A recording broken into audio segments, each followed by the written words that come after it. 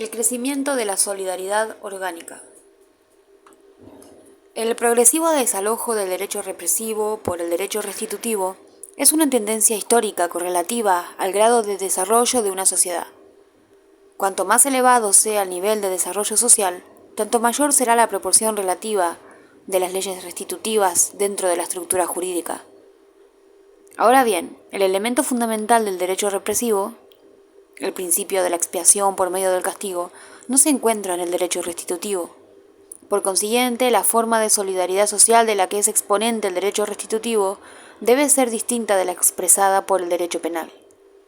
En realidad, la misma existencia del derecho restitutivo presupone el predominio de una división diferenciada del trabajo, puesto que protege los derechos de los individuos, ya sea sobre la propiedad privada, ya sea sobre otros individuos que ocupan un puesto distinto del suyo dentro de la sociedad. Este segundo tipo de cohesión social es la solidaridad orgánica. En ella, la solidaridad no arranca simplemente de la aceptación de un conjunto de creencias y sentimientos comunes, sino de la interdependencia funcional de la división del trabajo, donde la solidaridad mecánica es la base principal de la cohesión de la sociedad. La conciencia colectiva envuelve completamente la conciencia individual y supone, por tanto, una identidad entre los individuos. La solidaridad orgánica, por el contrario, no presupone identidad, sino diferencia entre las creencias y acciones de los distintos individuos. El crecimiento de la solidaridad orgánica y la expansión de la división del trabajo vienen, por tanto, unidas con el avance del individualismo. El progreso de la solidaridad orgánica depende necesariamente del decrecer de la importancia de la conciencia colectiva. Pero las creencias y sentimientos comunes no desaparecen del todo en las sociedades complejas, ni se trata de que la formación de relaciones contractuales pierda el carácter moral y llegar a ser simplemente el resultado de hacer cada individuo lo que más le interesa. Aquí, Durkheim vuelve al tema que había desarrollado en sus escritos anteriores y le había servido para criticar el concepto de Gesellschaft de Tönnies. En la división del trabajo, el objetivo de la acometida de Durkheim es Herbert Spencer, pero en el fondo la polémica es la misma. Una sociedad en la que cada individuo persiga únicamente su propio interés se desintegraría en breve tiempo. El interés es lo menos constante que existe en este mundo. Hoy me resulta útil unirme a usted. Mañana la misma razón hará de mí su enemigo. Es verdad, admite Durkheim, que las relaciones contractuales generalmente se multiplican con el crecimiento de la división del trabajo, pero la expansión de las relaciones contractuales presupone el desarrollo de normas que rijan el contrato. Todos los contratos están regulados por determinadas prescripciones. Por compleja que sea la división del trabajo, la sociedad no queda reducida a un caos de alianzas contractuales a corto plazo. Durkheim insiste aquí en la observación que había hecho anteriormente, refiriéndose a Tönnies. Sin razón se opone la sociedad que deriva de la comunidad de creencias, a la que tiene por base la cooperación, otorgando a la primera solo un carácter moral y viendo en la segunda solo un agrupamiento económico. En realidad, también la cooperación tiene su moralidad intrínseca. La teoría utilitarista es incapaz de dar cuenta de la base de la solidaridad moral en las sociedades contemporáneas, y es también engañosa como teoría de las causas del incremento de la división del trabajo.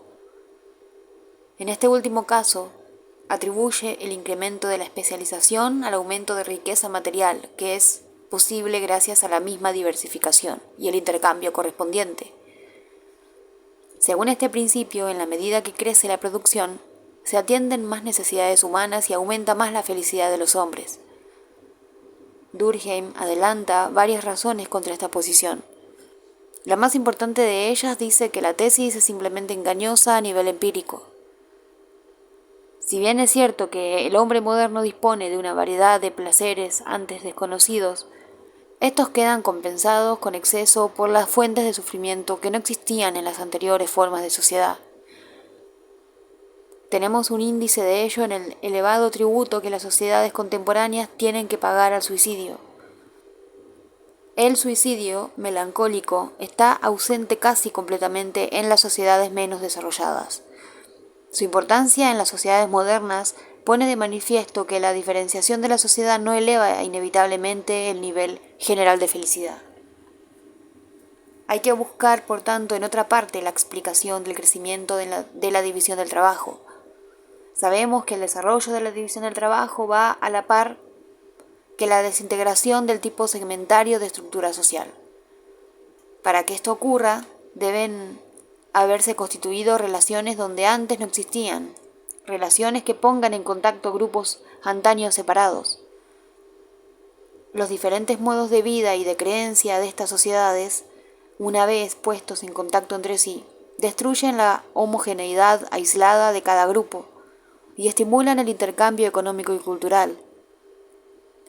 La división del trabajo progresa más cuantos más individuos haya que estén en contacto lo bastante como para poder accionar y reaccionar unos sobre otros.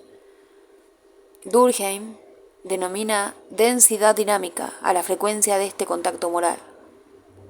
El incremento de los contactos diversificados entre individuos debe proceder obviamente de cierto tipo de relaciones materiales continuas. En otras palabras, el incremento de la densidad dinámica depende en gran parte de un aumento en la densidad material de la población. Podemos formular la siguiente proposición general. La división del trabajo varía en razón directa al volumen y a la cantidad de las sociedades, y si progresa de una manera continua en el transcurso del desarrollo social es porque las sociedades se vuelven más densas y de una manera muy general más voluminosas. A menudo se ha sugerido que la interpretación que ofrece aquí Durkheim se contradice con el principio que afirma en las reglas del método sociológico, según el cual los fenómenos sociales no deben explicarse por reducción. Parece que el mismo Durkheim se sintió incómodo acerca de este punto y posteriormente corrigió algo su evaluación primitiva de la relación entre densidad material y densidad dinámica.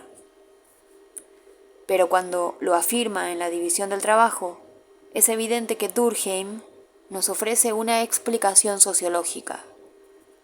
La densidad material es importante solo en la medida en que se transforma en densidad moral o dinámica, y el factor explicativo es precisamente la frecuencia de contactos sociales. Un tema que merecería ser más discutido en la suposición de que Durkheim se sirve de una explicación biológica al intentar analizar el conflicto dentro de un esquema cuasi darwiniano, como mecanismo que acelera el progreso de la división del trabajo. Darwin y otros biólogos demostraron, según Durkheim, que la lucha por la existencia es más violenta entre individuos del mismo tipo.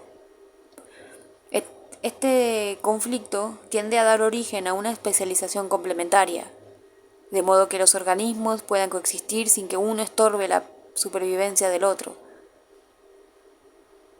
La diferenciación de funciones permite sobrevivir a diversos tipos de organismos. Un principio semejante, concluye Durkheim, puede aplicarse a la sociedad humana. Los hombres soportan la misma ley.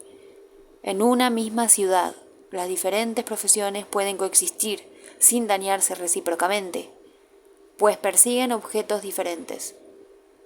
El soldado busca la gloria militar, el sacerdote la autoridad moral, el hombre del Estado el poder, el industrial la riqueza, el sabio el renombre científico.